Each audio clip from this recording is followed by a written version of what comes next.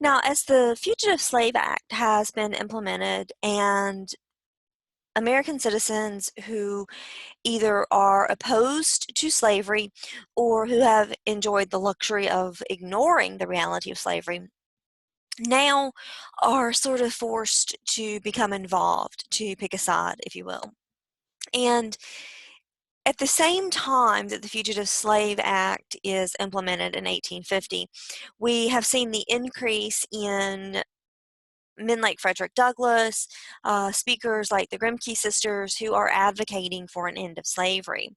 So, galvanized by this, we see Harriet Beecher Stowe, who publishes her novel Uncle Tom's Cabin in 1852. Now, the novel is really built on the narratives of slaves concerning their time in slavery, and it works to expand abolitionist literature. Now, it's considered a novel in that it's supposed to be a fictional story. However, the stories were based on true events. The work exceeded all other abolitionist literature at the time in terms of popularity, meaning that it was consumed readily. It offered very vivid depictions of saintly slaves, and it offered very vivid and descriptive images of abusive overseers, abusive masters. And so it really took the reader into the harsh reality of slavery in plantation life. The novel really gave Northerners the opportunity to, one, see the reality of slavery or read about the realities of slavery, but also gave them the opportunity to identify with slaves. Many Northerners did not necessarily know slaves and had minimal contact with free blacks. So this really gave them the opportunity to identify with those who are suffering at the hands of abusive masters. At the same time that we're seeing this new awareness, we have massive, massive numbers of abolitionists that are in major cities in the North, particularly in Boston. Now, in Boston, Anthony Burns, who was a fugitive slave, he had run away to Boston, and the people have sort of taken him in and they care for him and they build, relationships and friendships with him. He is a runaway slave, and so the master has come calling for him to be returned. And they try very, very hard to get his freedom. They try to bring a lawsuit, but remember, the Fugitive Slave Act says that regardless of what a state's laws are, what states believe, that slaves must be returned to their masters. If you remember, Quock Walker and Mumbet both sued for their freedom in Massachusetts State Supreme Court, and they were both given their freedom by the Massachusetts State Supreme Court, which said, in short, that slavery is in conflict with their Constitution and that they cannot support slavery. However, the Fugitive Slave Law, which is a federal law, and federal law supersedes the state's laws, says that slaves must be returned. That kind of makes nullification sound like a good thing, right? Anthony Burns, of course, must be returned to his master, and he is returned. But the next year, the residents of the city of Boston actually purchase Anthony Burns' freedom from his master. So they, in effect, buy Anthony Burns as a slave to give him his freedom in Boston. However, he doesn't really have a lot of protections because remember, those commissioners are paid to return any runaway slave, and there aren't a lot of protections for free blacks or emancipated slaves in the United States. So the people in Boston are very conflicted about what they have done because they feel that even though they purchased Anthony Burns' freedom, and they did so for a good reason, that they have now become complicit in the institution of slavery.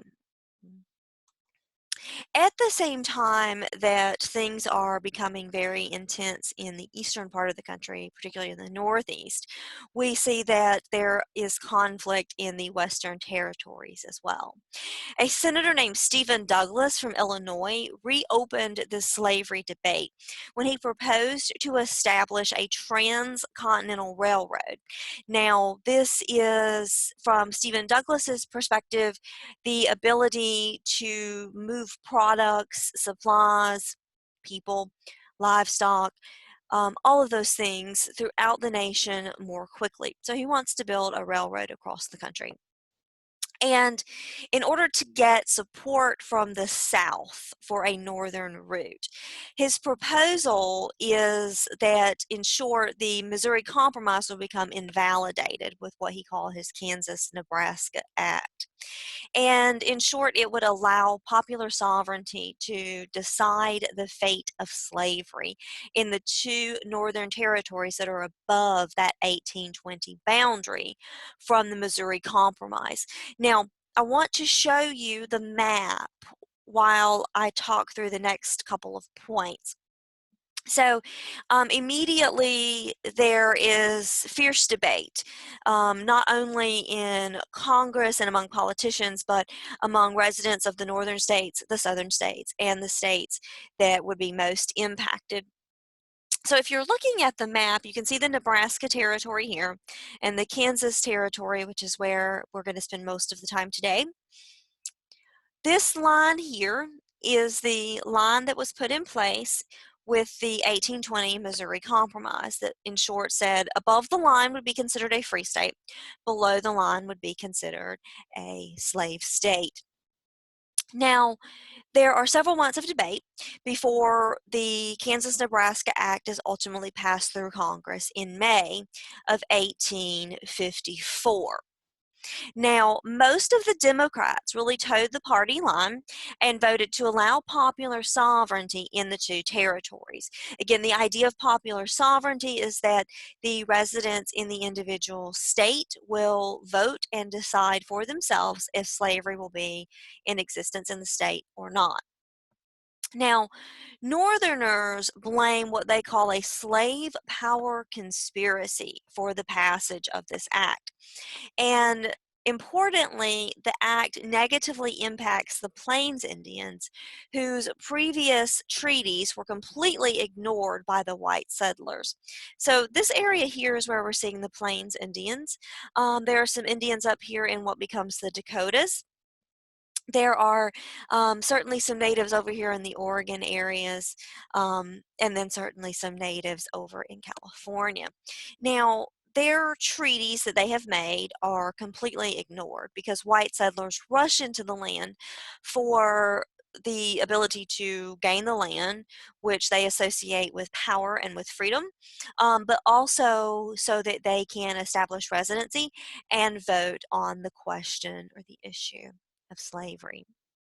Now, there's immediately a lot of frustration with the two major political parties of the day, the Whigs and the Democrats. Remember, the Whigs were really formed, the leftover National Republicans, some other earlier groups, they are really formed as the anti-Jackson party. So this frustration with these larger political parties, the Democrats and the Whigs, really lead to the creation of two new parties in 1854, just in time for congressional elections. The first party is the American Party, and they really draw a lot of support from those who are anti-Catholic and anti-immigrant nativists. Many of these people are in the northern areas, but they are not in support of abolition. And then the second party that forms is the Republican Party, which is formed by the anti-slavery Whigs and the former Free Soilers who had recycled themselves from the earlier Liberty Party. So you have the American Party, which is separate from the Democrat Party. And the American Party is really built on a anti-immigration, excuse me, anti-Catholic view. And then you have the formation of the Republican Party. Now, Abraham Lincoln, who was a former Whig, but also a successful Illinois lawyer, who had briefly served in the House of Representatives, joins the Republican Party in 1856. Now, by 1856, the Republican Party had become one of the nation's two major parties. So very quickly, between the 1854 congressional election and the 1856 presidential election, the ideas of the Republican Party, in particular being against slavery or against extending slavery, become very, very popular. Um, the Republican Party has a lot of support, much more support than any of the earlier anti-slavery parties, particularly because they complement the opposition to the expansion of slavery with advocacy for industrial and commercial development, as well as internal improvements. So the earlier Liberty Party, the Free Soil Party, their only platform is connected to slavery. So in order to secure more votes, right, the new Republican Party talks about increasing infrastructure, increasing job opportunities, those kinds of things that people are concerned about, particularly people who don't own slaves, and so people who don't really see a direct benefit for themselves either way on the issue of slavery, become very interested in the ideas of the Republican Party. The party, the Republican Party is really a mix of abolitionists, so people who are opposed to slavery, and men who only want to keep slavery from extending into the Western territories. So that's very important to understand. Not every member of the Republican Party is against slavery. Some are only against extending slavery into the Western territories. Now we're going to talk about bleeding Kansas, and we'll come back to the map in just a moment. But the idea of popular sovereignty, this idea that people could decide based on where they live if the state would be free or slave, becomes very popular. So the idea of popular sovereignty in Kansas results in Southerners and Northerners moving to the territory, the Kansas Territory, in an attempt to sway the vote over slavery. So Southerners establish a pro-slavery government at Shawnee Mission in Kansas. Now, I want to show you on the map approximately where the Shawnee Mission area is. It's right here, right along the border between Kansas and Missouri. Now, Shawnee Mission, Kansas is a pro-slavery town, city in Kansas. But abolitionists moved to Kansas as well, and they established a stronghold in a place called Lawrence, Kansas, which is really about right in here. So again, not too far from the state border. It's about 45 minutes to an hour today by car. So not an incredibly far distance. Two a pro-slavery and a pro-abolition major city very close to one another in this particular territory. So violence in Lawrence results in Eastern abolitionists beginning to raise funds to send weapons into Kansas. Almost immediately, there is fighting in this territory in these two major cities between those who support slavery and those who are opposed to slavery. So the territory quickly becomes known as Bleeding Kansas due to the number of very violent incidents. There are reports of entire families being slaughtered, pro-slavery and anti-slavery, including children. In particular, longtime abolitionist named John Brown, he had long opposed slavery, believed that it was immoral and should be eradicated from the earth. He, his four sons, and two others from his community massacred 5 pro-slavery Kansans in what was called the Pottawatomie Massacre. Southern settlers responded to this by declaring that Kansas would be a slave state. Importantly, when Southerners declare that Kansas will be that Kansas will be a slave state, immediately President Pierce gives approval for this. Now, there's violence, very bloody violence taking place in Kansas in the western areas.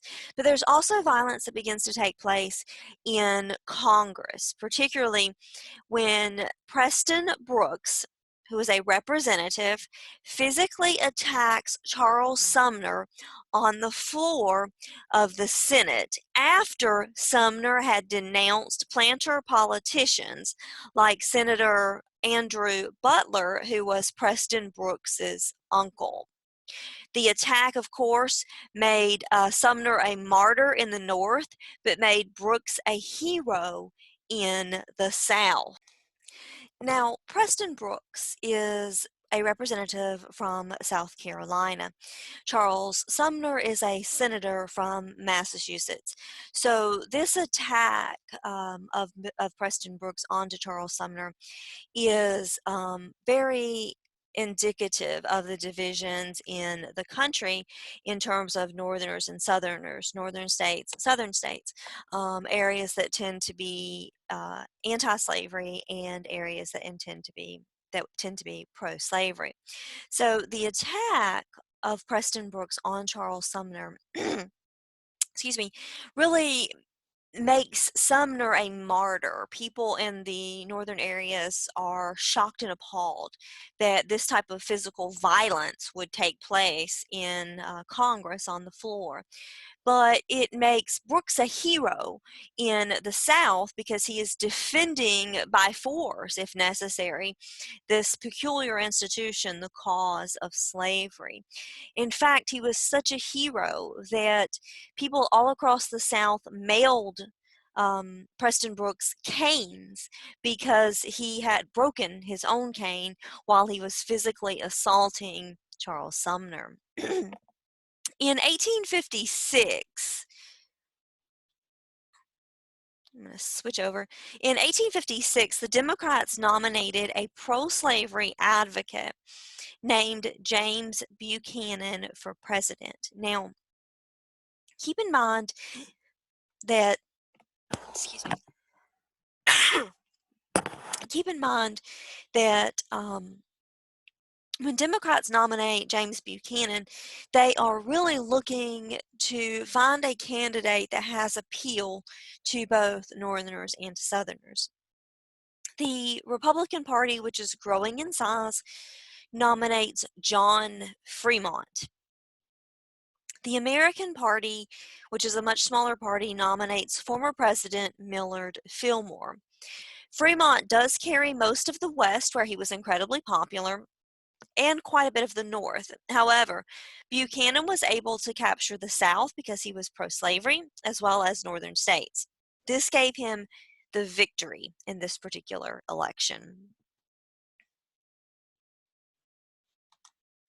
This image is incredibly popular and was widely circulated in newspapers across the country.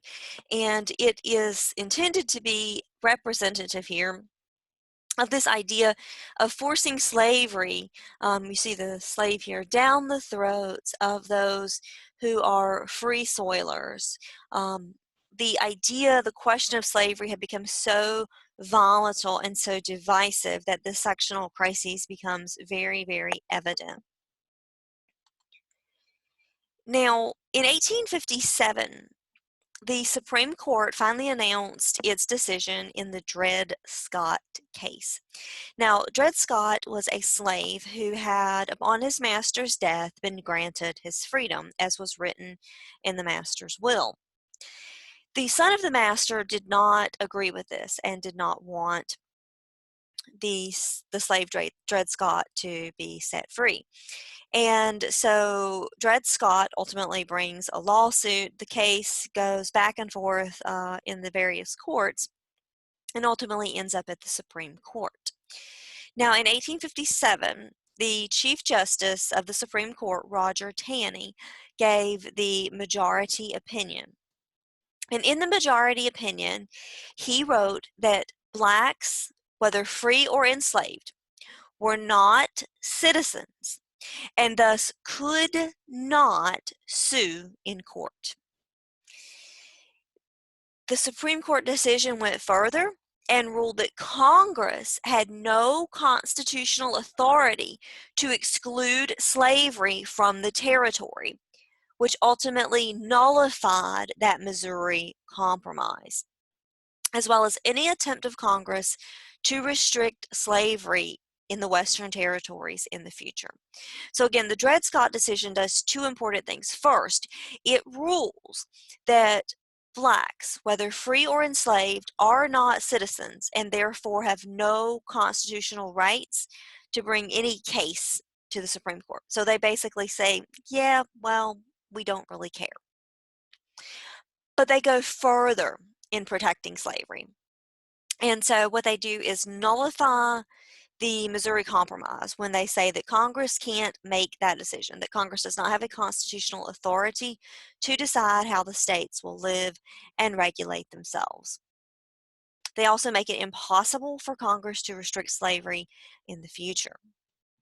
So this, of course, convinces Southerners that the slave power conspiracy is extremely real, and it has not only taken over Congress, but it has permeated the upper echelon of government, in that even the Supreme Court is advocating to protect slavery. Now, the next year during the Illinois Senate race, the Republican candidate, Abraham Lincoln, for Senate, argued that his opponent, Stephen Douglas, could not support popular sovereignty and the Dred Scott decision, because the Dred Scott decision protected slavery everywhere, regardless of the wishes of the president. Now, Stephen Douglas is very much a politician, and he says, well, I support popular sovereignty. I believe that people should be able to decide what is best for them. And then in the same speech, he says, we must follow the laws that are set for us by Congress and by the states, or by the United States Supreme Court. And so Lincoln calls him out on this. He says you cannot support both because they are in conflict with one another. But Douglas argues that the territory's residents could block slavery in practical terms by not supporting local legislation to protect slaveholders' property. So Stephen Douglas says, well, in your individual cities and towns and communities, you can still not protect their rights. And so it would ultimately be decided at the most local level. But Lincoln says no. This is becoming a national issue. It's become very divisive. And this idea that one county might be free and another county be enslaved, and one state be free and one state have slavery, cannot continue indefinitely. We're going to have to make a decision as a country, as a nation, on the institution of slavery. Now, Stephen Douglas his ideas are much more popular because we as a nation have really not become fully ready to address the issues of slavery. And so Douglas wins the election, but he fears that there is growing power in the South and within his own party. He and Buchanan fight for control over the party when Douglas opposes Kansas's very pro-slavery constitution. So Douglas is trying to protect slavery where it exists, but not necessarily increase the amount of slavery. He opposes Kansas's constitution, which is extremely pro-slavery, makes Kansas almost a southern state, and that makes him very, very unpopular. Now, again, around the same time that things are heating up in Kansas and the Republican Party, the party that will be the party of Lincoln, is growing, John Brown is becoming increasingly frustrated with the institution of slavery. Remember, he and his sons and some neighbors have killed several people in Potawatomi. He has been an advocate for abolition for most of his adult life, to the point that he's willing to fight and kill and ultimately give his life for the cause of abolition. He believes that a violent overthrow of slavery is the only answer to the question of slavery, and he further believes that God wants him to effect the liberation of those who are enslaved. So John Brown hopes that he can spark rebellion by actually arming the slaves, giving weapons to the slaves. And he hopes that he can do this by taking the weapons that are secured and stored at the arsenal in Harper's Ferry, Virginia. In October of 1859, John Brown and 18 of his followers managed to seize the arsenal. So they do take over the arsenal, but they are very, very quickly either killed or captured by the state militia and federal troops in the area. Now, even though many sort of northern states did not necessarily support slavery, the attack from John Brown was on a federal institution, so they had committed a federal crime. And so even though many people may have supported what he was attempting to do, he still attacked a federal arsenal. So he and several others are arrested. They are charged with various crimes, including conspiracy, murder, and treason. They are tried for those crimes very quickly, and ultimately, John Brown is hanged on December 2nd. Now, his execution makes him a martyr to those in the North because he was willing to die for what he believed was right, and that was ending slavery. But Southerners view what he has done, this attempt to give weapons to slaves and to free blacks, as this huge plot from the abolitionists, from the Northerners, who are seeking to undermine the authority of Southern states. And so this causes even more distrust and more paranoia in the South. Now, many Northerners at the same time believe that John Brown is a hero. He's given his life for this cause. He is willing to die to emancipate the slave. But at the same time, Northerners recognize that this uprising of John Brown is going to intensify the sectional crisis. And just to bring you back to the map here of Kansas, you can see those sections becoming very divided. Now, Southerners, again, they feel that their way of life is under attack. They believe that Northerners are doing everything they can to take away the slaves, to free those slaves. But importantly, for better or worse, both Northerners and Southerners understand that the next election, the election of 1860, will be a deciding force in the nation's future. Both Northerners and Southerners recognize that whomever wins the presidency, this will be a turning point in the issue and the institution of slavery in the United States. The Republican platform rejected violent actions like those from men like John Brown and the raid at Harper's Ferry. The Republican Party highlighted the exclusion of slavery from the Western territories, which is not to say that they encouraged total abolition.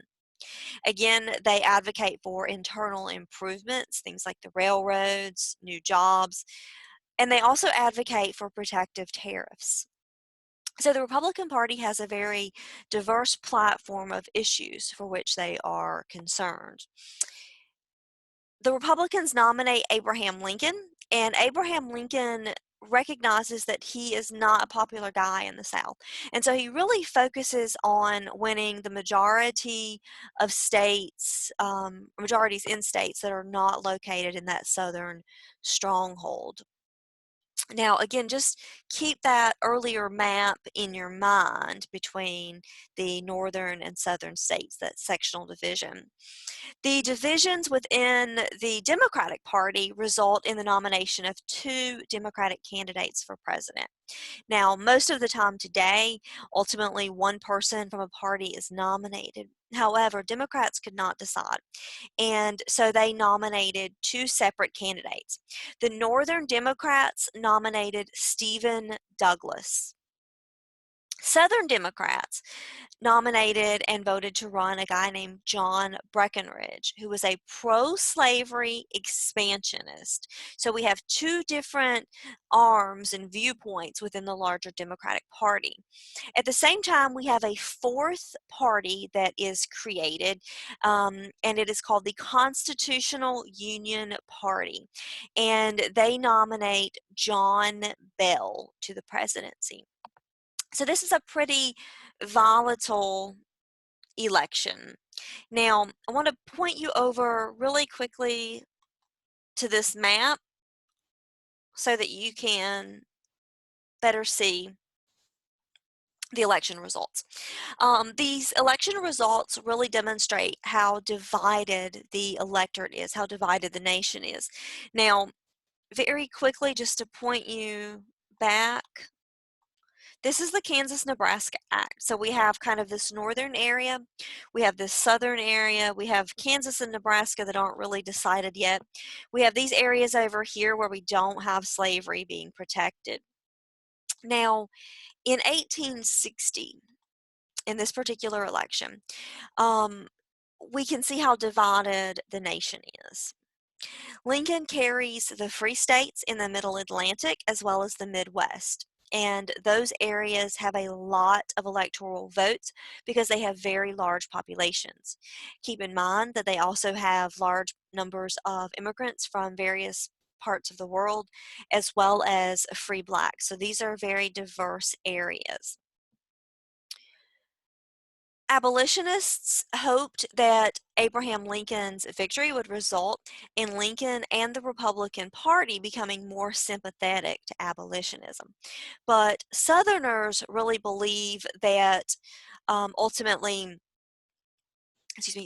ultimately believe that it is unfair and insane that Lincoln would win the White House without ever carrying a Southern state. Now, just to super kind of quickly point to this map, Abraham Lincoln secures 180 electoral votes. He easily becomes the president, mostly securing these northern areas and areas out here in California and ultimately Oregon. John Breckinridge, the Southern Democrat, he manages to take all of these southern states. Stephen Douglas securing his territory here. John Bell winning what we know of as these sort of border states. Now, this election is divisive in that the sectional crisis is very, very intensified. However, because because the nation was so divided on the issue of slavery and the sectional crises was so intensified in the election of 1860 that ultimately would lead to South Carolina deciding to secede from the Union. So South Carolina was the first of 7 states to secede from the Union in protest of the 1860 election. In February of 1861, so just within a few months, within a few months of Abraham Lincoln's election, the 7 states adopted a provisional constitution, elected Jefferson Davis as their new president, and established the Confederate States of America. So they were certainly ready to leave the Union before Lincoln was elected in order to protect their way of life. As soon as Lincoln is elected, before he's ever sworn in, Confederate states, Southern states, move to separate from the Union. President Buchanan does absolutely nothing before he leaves office to address this issue and to bring the Confederacy back into the Union. Northerners were very divided on this issue. Some of them supported the Confederate states leaving the Union. Others felt that the seceded states would return once it became evident that they could not survive without Northern textile mills and factories. So President Buchanan kind of says it's not my problem anymore, and I'm not touching this. That's Lincoln's issue. He can deal with it when he is sworn in.